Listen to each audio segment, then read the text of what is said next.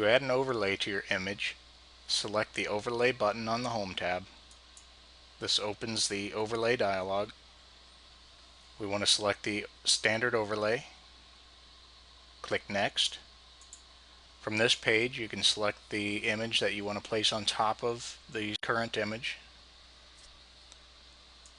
In this example, I'm going to lay the roof framing plan on top of the architectural page.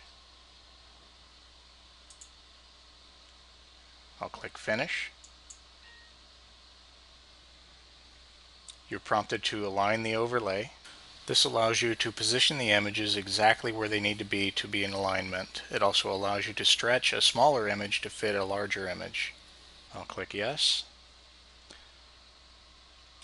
I'm going to zoom in. I'm going to select this corner on my overlay, which is the outside corner of the brick veneer,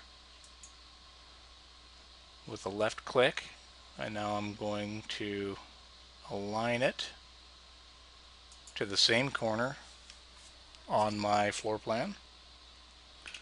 Let me zoom out a little. Now I'm going to go down to the lower right. Let's select this corner up here.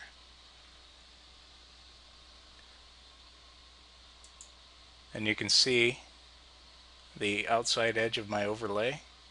I'm just going to make sure that aligns as close as I can get it to the floor plan drawing.